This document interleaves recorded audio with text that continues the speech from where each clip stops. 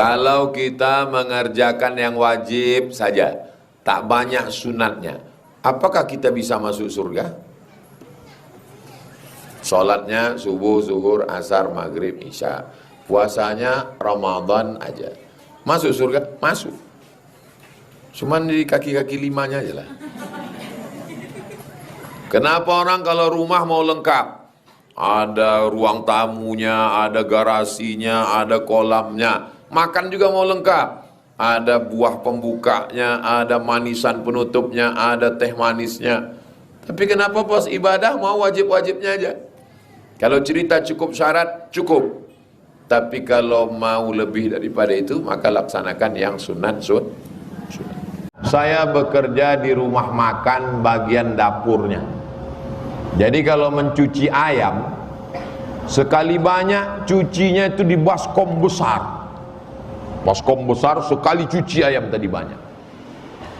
Apakah itu memadai kesuciannya Ustaz? Kalau belum memadai, apa solusinya dan bagaimana hukum menjualnya kalau belum suci Pak Ustaz?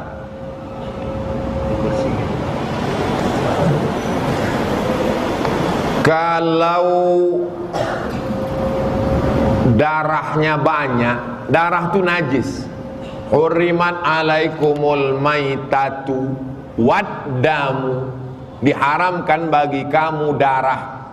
Potong ayam, darahnya ditampung di mangkok, habis itu darahnya membeku, dipotong-potong darah tadi, dimasak pakai tocu, namanya hati leher. Zaman dulu, zaman saya kecil pernah tuh saya tengok orang menampung darah sapi dipotong-potong, haram itu, tak boleh. Zaman kita sekarang tak ada, sekarang udah banyak ayam, sudah banyak. Zaman dulu makan ayam ini susah. Zaman dulu makan ayam ini 2 gendang ya. Kalau tak kita sakit, ayam itu sakit. Zaman sekarang udah banyak ayam. Darah ini najis. Jadi kalau masih nampak dia berbuih, maka belum suci. Kalau almarhumah mak saya dulu mencuci ayam, pertama cuci, habis itu cuci, habis itu disiram pakai selawat. Kau tak punya kakak perempuan, kau laki-laki, mana tahu nanti kau merantau pergi kemana. Nanti kalau kau mencuci ayam ini 2 kali, kalau mencuci kambing 4 kali. Kenapa begitu mak? Kau cuci ayam 2 kali karena kaki ayam itu 2. Kau cuci kambing ini 4 kali karena kakinya 4. Awak anak kecil iya aja lah.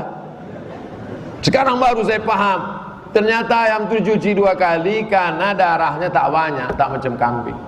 Sedangkan kambing darahnya kental, maka dicuci sampai 4 kali. Nanti siraman terakhir berselawat kepada Nabi. Allahumma salli ala sayyidina Muhammad wa ala ali sayyidina. Begitu kami diajarkan. Pakaian pun begitu. Jangan bercampur pakaian kau dengan najis, lalu kau jemur, itu bernajis, tak bisa kau bawa sembayang. Nanti kalau kau nikah bini kau kasih tahu. Kalau di rumah ada tukang cuci, kau kasih tahu. Jangan sampai baju koko kau, celana kau, telekung bini kau bercampur sama celana anak kau terkencing, masuk sekali basuh, cuci, habis itu kering jemur, masih najis, siram bilas, habis itu kau siram berselawat kau ke Nabi. Allahumma salli ala sayyidina Muhammad wa ala ali sayyidina Muhammad. Jadi kalau saudaraku kerja di rumah makan, walaupun tempat itu besar, tak apa-apa, siramkan bersih. Yang kedua, sampai nampak dia tak lagi berbuih, kotor. Mungkin tak bisa seperti kita di rumah, tapi paling tidak bersih dia. Dulu waktu kecil namanya lain, sesudah besar namanya ditukar. Nama nikah jadi waktu di padang mahsyar nanti nama yang mana Pak Ustadz?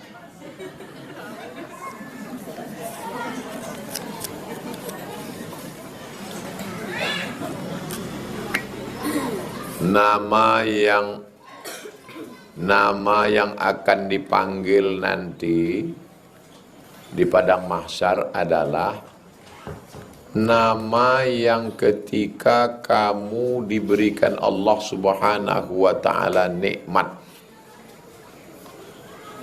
Kullu mauludin rahinatun biaqiqatihi. Setiap anak tergadai dengan akikahnya. Bagaimana cara menebus anak yang tergadai? 3. Tudbahu anhu yauma sabi'ihi, sembelihkan kambing hari ke-7. Yuhlaqu, cukurkan rambutnya. Wa yusamma, kasih nama yang baik. Nama itulah tidak dipanggil di hadapan Allah. Sammaituka sammakallah, ku kasih kau nama sebagaimana Allah memberi engkau nama. Dikasihlah namanya Ibrahim. Sampai di Facebook dirubah namanya Bram, padahal namanya nanti dia dipanggil nama yang waktu dia diberikan nama. Kalau dia mu'alaf, dikasih namanya sama tuan guru. Kau udah mu'alaf sekarang, kasih kau nama dia Alfredo. Dirubah Syekh itu namanya Alfurido. Alfu 1000, Ridho kesenangan. Alfurido, Alfredo jadi Alfurido. 1000 kemenangan, 1000 kebahagiaan, 1000 kesenangan. Nama yang dikasih Syekh itu yang akan dipanggil di hadapan Allah SWT. Jangan khawatir masalah nama ini. Ibu tak akan dipanggil salah nama. Apa hukum mengusir anak-anak di masjid dengan alasan ribut? Iko yang pertama dia tak tahu, yang kedua sakit hati anak kono walau. Selama di masjid itu masih ada anak-anak ribut-ribut, lari-lari, menjerit-jerit, berbahagialah. Karena 20 tahun akan datang masjid itu tetap ramai dengan sholat berjamaah. Tapi kalau di masjid itu sudah sunyi, isinya orang tua-tua, maka insya Allah masjid itu innalillahi wa inna ilaihi raji'un. Bisa-bisa jadi ruko masjid itu 10 tahun lagi. Tapi dalam hal ini kita mesti buatkan aturannya. Masjid Agung An-Nur bagus. Beberapa tahun yang dulu, waktu Ambo masih ada jadwal rutin. Tausiah Ramadan, anak-anak disusun satu sop di belakang. Ada petugas pakai baju warna hijau, pakai rotan panjang. Ambo dari jauh, Ambo tengoknya memukul ke lantai. Begitu Ambo dokek, apa kau kata? Nah, ya, nakik anak-anak kau. Enggak anak kau, enggak ditangkap Komisi Perlindungan Anak awak. Nah, jadi anak-anak dibuat satu sop, ada satu yang remaja untuk mengawasinya. Anak-anak yang dibawa, sholat bersama ayah ibunya ke masjid ini, yang sudah mumayyiz. Mumayyiz kau belum akil balik, tapi sudah bisa tunjuk ajar. Macam mana cara menengok anak kau mumayyiz? Kalau ribut, awak gigi kan mulut awak. Diamnya, itulah mumayyiz. Tapi kalau awak gigi kan mulut awak, digigi kau kan mulut awak. itu poning kepala awak.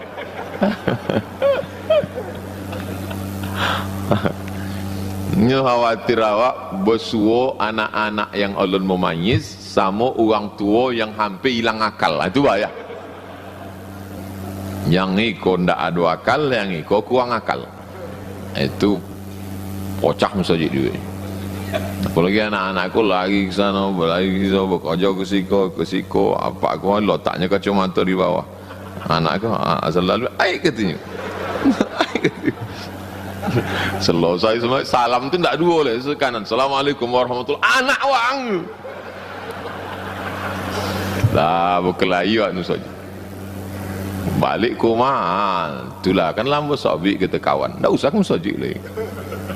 Jadi awak jago, awak sama-sama jagolah masalah membawa anak. Apalagi kalau anak tadi belum mumayyiz, pakai pampers. Karena kalau tidak tumpah air najis ke karpet. Bahaya. Nah ini jangan sampai tak dibawa sama sekali, tapi jangan pula bebas. Nabi pernah lama sujudnya. Sahabat makmum menyangka turun wahyu. Apa kau lama? Rupanya cucu naik ke tengkuk. Nabi pernah khutbah ke atas mimbar. Waktu khutbah tu turun dari atas mimbar. Turunnya dari atas mimbar. Lari ke sebelah kanan. Di sebelah kanan kau kamar Nabi sama Ibu Aisyah. Di belakang tu kamar Fatimah sama Sayyidina Ali. Rupanya Hasan sama Husain sedang bawa buik kain. Turun Nabi melerai cucu, digendongnya. Apa kata Nabi? Innama amwalukum wa auladukum fitnah. Memang cucu kok ujian, kata Nabi. Sayang Nabi ke anak-anak. Di antara orang yang ada sayang dalam hatinya, sayang kepada anak-anak. Suatu ketika Nabi sedang duduk di sebelah kau ada anak ketek. Di muka anak ketek kau ada ceret tempat air minum. Apa kata Nabi ke anak ketek kau? Boleh aku ambil ini? Nabi tu. Awak, pergi keluar.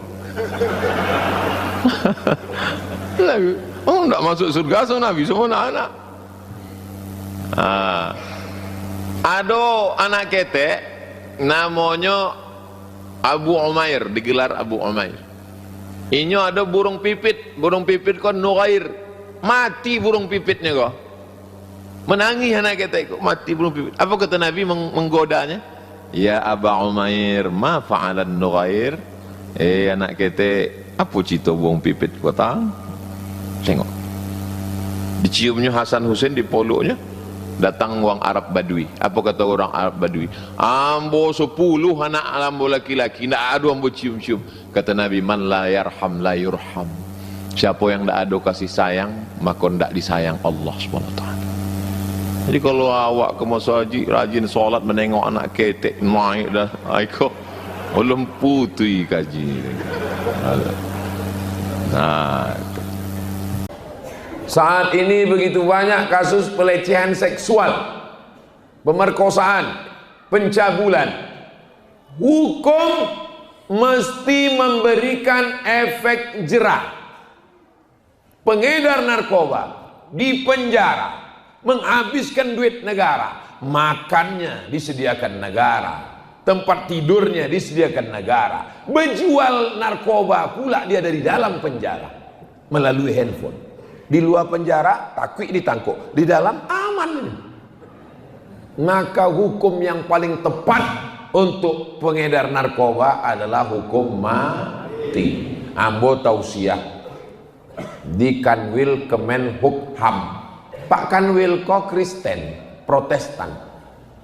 Menurut saya Pak Ustadz Somad, pengedar narkoba itu ditembak mati saja. Apa Pak kok? Apa alasan Pak Kanwil ke Ambo?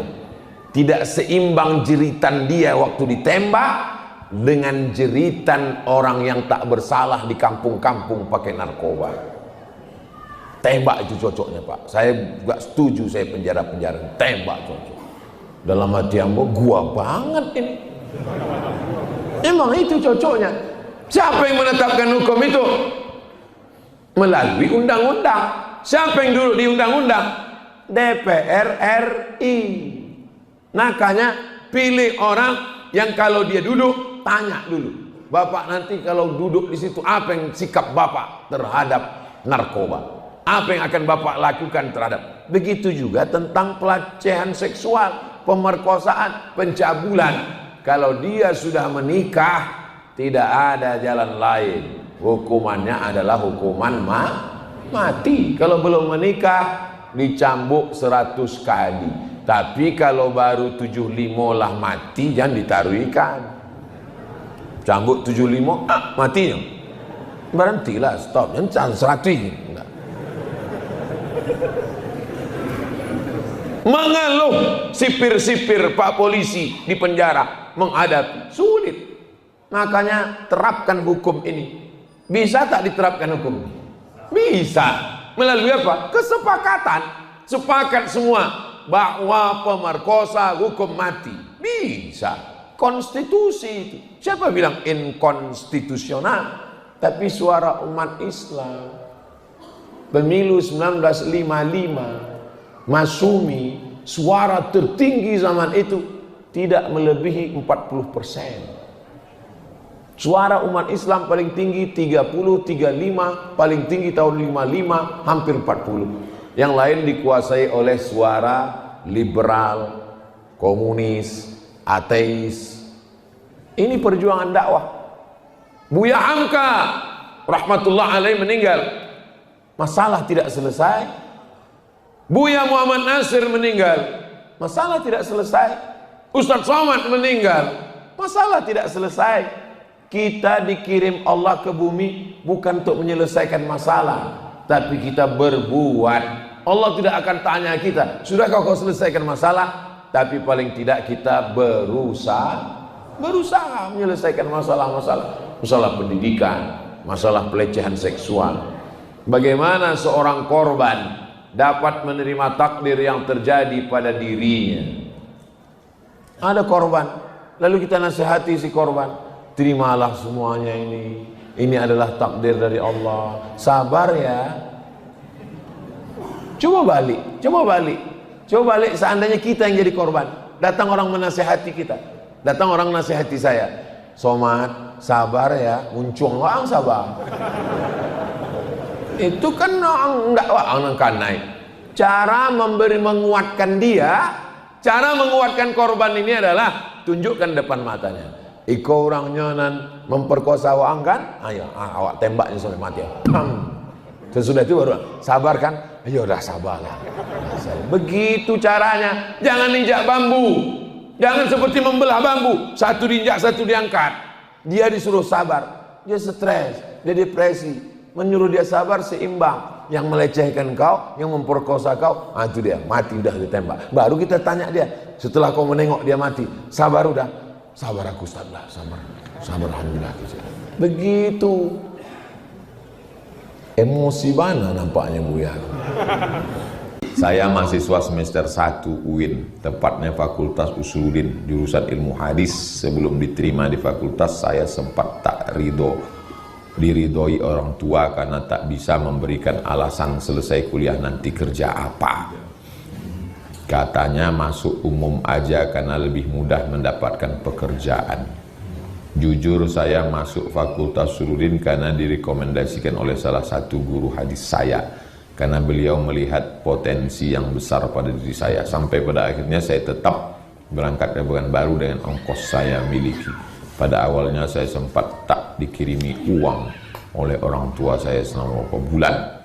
Yang namanya orang tua pastilah tetap memikirkan kondisi. Bagaimana hukumnya Pak Ustadz? Apakah saya digolongkan anak durhaka? Tidak mematuhi keinginan orang tua. Bapak-bapak, ibu-ibu yang takut anaknya sekolah agama, nanti kerja apa, mau makan apa, kalian perlu ke rumah sakit memeriksakan otak kalian di mana. Aku khawatir otak kalian itu di samping lambung, atau lambung kalian itu tumbuh di otak. Sengaja Allah buat otak itu di atas, lambung itu di bawah, supaya kalian jangan memikirkan sikit-sikit makan, sikit-sikit makan. Cucuku ini 40 kata atuk saya. Cucuku yang satu ini mesti sekolah agama. Dia menyebut saya Bidu Somad, Abdul Somad. Orang Melayu payah dia bilang Abdul Somad. Bidu Somad ini mesti sekolah agama. Kalau aku panjang umur, aku menyekolahkan dia. Kalau aku pendek umur, kebun kelapa 2 hektar untuk sekolah dia. Atukku kebun kelapanya dikasihnya untuk nyekolahkan aku agama. Ini anakmu sudah mau sekolah agama, kau pula tak ngirim belanja. Nanti kalau kau mati mau dikirim koran. Kata mak saya, kau tak boleh sekolah lain, kau mesti sekolah agama. Aku nanti pilih jurusan apa mak? Kau jangan pilih jurusan lain. Quran hadis itu aja, supaya cito kau nanti Quran hadis. Supaya kau jangan bercakap tak tentu arah. Aku mau kau bercakap Quran hadis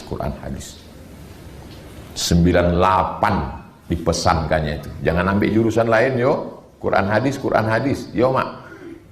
2008 pulang, buka tes Usuluddin, formasi yang diterima dosen hadis. 10 tahun baru bisa saya memahami cakap mak saya. Saya mau berkeras juga mengambil bahasa Arab, karena saya mau pulang jadi dosen bahasa Arab. Kau ambil Quran hadis. Waktu saya tengok formasi pengumuman di Riau Pos, yang dicari dosen hadis. Allahu Akbar, firasat orang tua. Dia orang tua yang betul, bukan orang tua tak betul.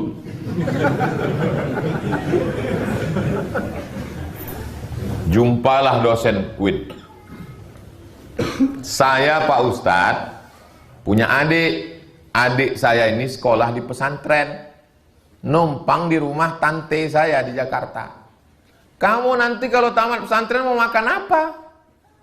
Lihat tuh kakak kamu, insinyur, dokter, PNS. Kamu nanti tamat pesantren mau makan apa? Di mana tante itu sekarang, Pak? Sekarang tante itu dijaga adik saya yang jadi kiai. Pesantrennya besar, sekarang tante itu. Anaknya satu pun tak mengurus. Rasa-rasa mau kudatangi tante itu. Tante makan apa?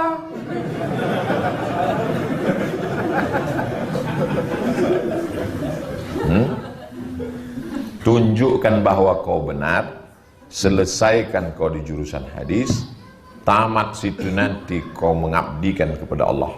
Insya Allah. Kaya tidak, tapi susah kali pun tidak. Saya ini kurus ini bukan tak makan. Setiap ceramah ini udah makan. Memang takdir tak mau gemuk. Makan teh tarik. Di sini aja yang minum air putih. Tempat lain tahu sendirilah kalian. Kalau antum tolong agama Allah ini, intan surullah yang surga. Percaya antum itu? Satu yang kau lakukan, dua balasan Allah. Intan surullah, kau tolong agama Allah ini, dua. Yang surkum, ditolongnya engkau. Wa yuthabbits aqdamakum, dikokohkannya kaki. Dua balasan Allah. Ikuti zaman bilisani qaumihi, dengan bahasa kaumnya. Bahasa kaum sekarang IG, buat IG, posting cerita tentang hadis. TikTok, buat akun TikTok. Kau jurusan hadis, satu hadis.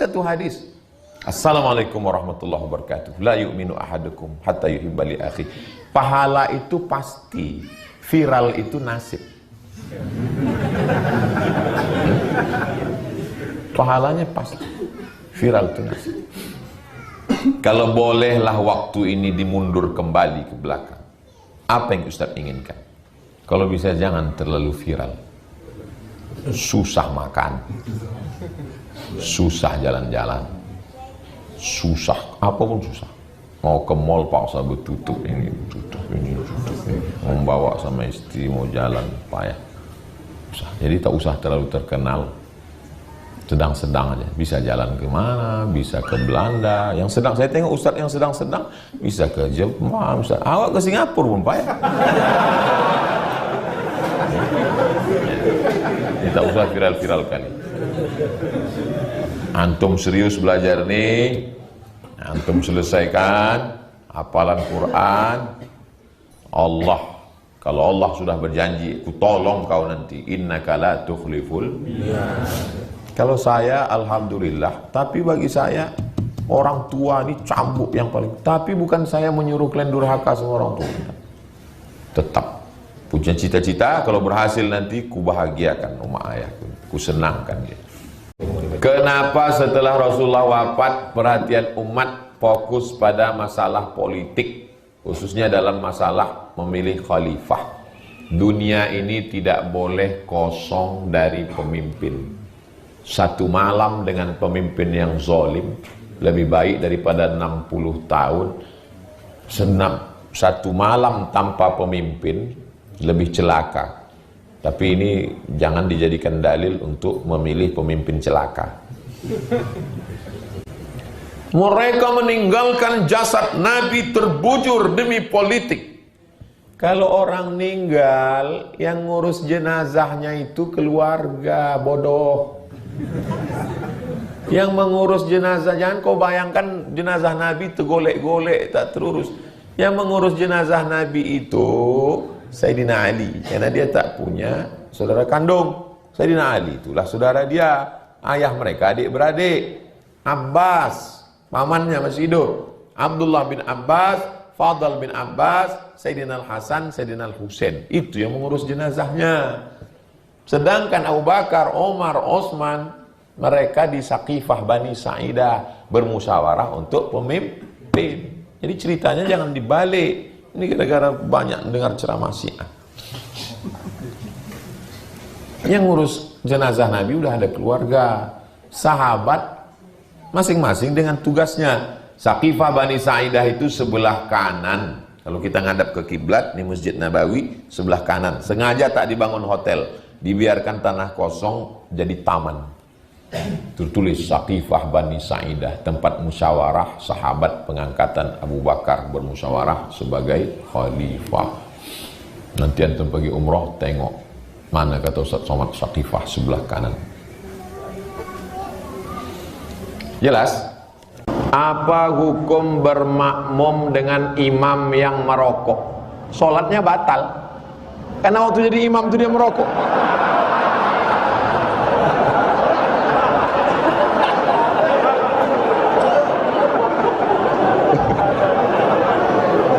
Karena merokok itu kata kerja.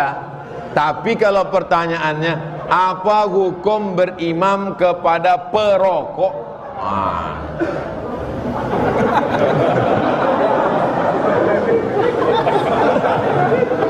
Tapi kalau berimam kepada perokok, merokok itu hukumnya dua. Yang pertama mengatakan merokok itu hukumnya makruh, sama macam makan jengkol, makan petai. Apa hukum berimam kepada orang makan jengkol? Berimamnya tak ada. Makan jengkolnya itu yang makruh. Berimamnya itu tak ada.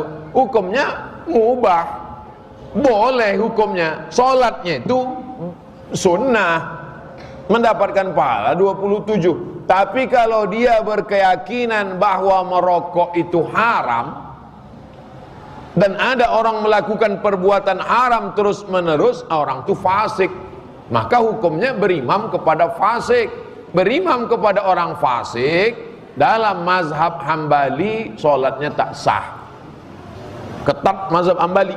Tapi dalam mazhab Syafi'i, berimam kepada orang fasik, tahu dia imam itu fasik. Fasik itu artinya melakukan dosa terus. Misalnya anak muda, imam ini masih anak muda, pacaran dia terus. Pacaran itu kan berdosa, dosa maksiat, dan dia tahu imam itu melakukan perbuatan dosa terus, bermakmum dia, maka dalam mazhab Syafi'i perbuatan dosa dia itu untuk dia, sedangkan perbuatan si makmum mengikut imam itu pahalanya untuk dia. Jadi kalau ditanya mazhab Syafi'i, berimam kepada fasik sholatnya sah. Tapi kalau mazhab Hambali, berimam kepada orang fasik tidak sah. Ustadz, saya mazhab Syafi'i, kalau saya sholat di masjid, saya tak tanya imam, saya tak boleh tanya sebelah, imam tuh makan jengkol apa dimakannya, merokok apa tidak, makan jengkol dia tidak Pak Ustadz, makan petai tidak, merokok tidak, ada perbuatan fasik, ada apa, ternak tuyul Pak Ustadz. Saya tak cari-cari itu, asal dia sudah bagus bacaannya, sudah, saya pun berimam kepada dia.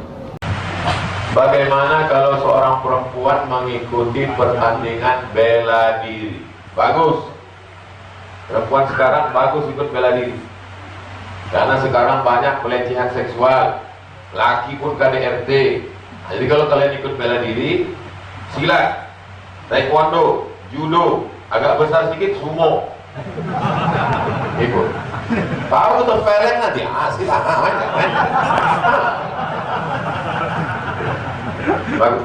Tapi tetap menjaga rambut tutup, pakaiannya longgar. Kalau dia ikut silat, insya Allah pakaiannya longgar. Kalau bersilat, perempuan sama perempuan, yang pula sama laki-laki. Nanti banyak lagi, aku sama itu aja. Karena pas latihan, kadang gabung sama laki-laki. Tidak, beda kan, laki-laki sama laki-laki, perempuan sama perempuan. Daripada kalian olahraga fitness di tempat senam, daripada kalian di senam pagi, hari apa di kantor-kantor? Hari Kamis pagi, semua pakai celana sempit, pagi itu segala macam, bukan main, rasanya udah berkeringat. Habis itu makan satu plate boleh paku 3 mangkuk, kalori hilang setengah mangkuk, tambah 2 setengah mangkuk. Apa itu? Dosa, maksiat. Nah, bagus. Masukkan anak-anak kita ke silat, tapi tempatnya aman, pelatihnya perempuan, tak campur aduk laki-laki perempuan. pakai jilbab, bajunya longgar. Kalau dia baju tidak ada olahraga bela diri yang sempit, tak ada. Judo longgar, pencak silat longgar. Yang sempit-sempit itu poli,